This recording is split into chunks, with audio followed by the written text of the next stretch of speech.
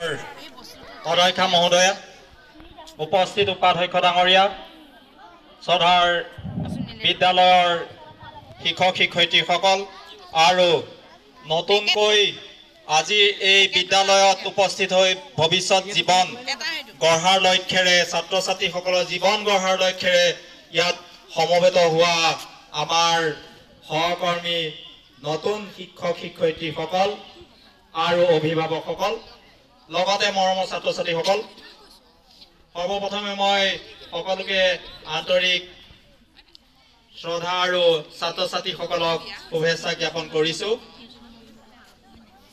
2025 বৰ্ষৰ বাৰ্ষিক ক্ৰীড়া সমাৰোহৰ বঁটা বিতৰণী অনুষ্ঠান। গতিকে বিশেষ কথা ক'বলগীয়া ইয়াত নাই। মই এটা কথাই কওঁ যে ছাত্ৰ ছাত্ৰীসকলে ক্ৰীড়াৰ ক্ষেত্ৰত আমাৰ বিদ্যালয়ত বিশেষকৈ যেনেকুৱা ধৰণৰ উৎসাহ উদ্দীপনাৰে অংশগ্ৰহণ কৰিব লাগে তেনেকুৱা আমি দেখা নাপাওঁ। ই এক দুৰ্ভাগ্যৰ বিষয়। গতিকে অনাগত দিনত যাতে ছাত্ৰ ছাত্ৰীসকলে ক্ৰীড়াৰ ক্ষেত্ৰত, যিহেতু ছাৰ আৰু বাইদেৱে কৈছে যে ক্ৰীড়া হৈছে শিক্ষাৰ এক অবিচ্ছেদ্য অংগ, গতিকে তেনেকুৱা ধৰণৰ এটা মনোবৃত্তিৰে অগ্ৰসৰ হোৱাৰ আমি আশা ৰাখিছোঁ। খেলে ছাত্ৰ ছাত্ৰীসকলক নিয়মানুৱৰ্তিতা, ভাতৃত্ববোধ, সময়ৰ প্ৰতি লক্ষ্য, উদ্দেশ্য সাধনত বিশেষ ভূমিকা গ্ৰহণ কৰে।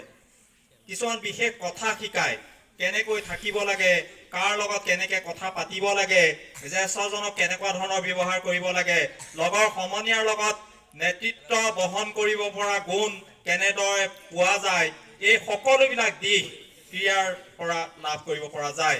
আৰু সেইকাৰণে হয়তো বাৰ্ষিক ক্ৰীড়া সমাৰোহ প্ৰতি বছৰে পালন কৰা হয়। মই 1998 চনত এই বিদ্যালয়ত নিযুক্তি পাইছিলোঁ আৰু তেতিয়াৰ পৰাই মই সৰু আছিলোঁ যে সৰু দেখি পেলাই ছাত্ৰ ছাত্ৰীসকলক এই খেলাত বিশেষভাৱে আগুৱাই নিয়াৰ বাবে তেতিয়াৰ পৰা দায়িত্ব পাইছিলোঁ আৰু আজিও সেই ক্ষেত্ৰত কাৰ্যসূচীসমূহ নিষ্ঠাৰে পালন কৰি আহিছোঁ বুলি ভাবিছোঁ। বৰ্তমান সময়ত আমাৰ বিদ্যালয়ৰ শিক্ষক শিক্ষয়িত্ৰীসকলে বিশেষভাৱে এই ক্ষেত্ৰত এই বছৰ সহায় কৰিছে। গতিকে মই সকলোকে কৃতজ্ঞতা জ্ঞাপন কৰিছোঁ। ছাত্ৰ ছাত্ৰীসকলৰ ফলাফল উলিওৱাৰ পৰা চাৰ্টিফিকেট লিখালৈকে বিশেষভাৱে যিকেইগৰাকী শিক্ষক শিক্ষয়িত্ৰীয়ে সহায় সহযোগ আগবঢ়ালে তেখেতসকলক মই উজ্জ্বল ভৱিষ্যত কামনা কৰিছোঁ।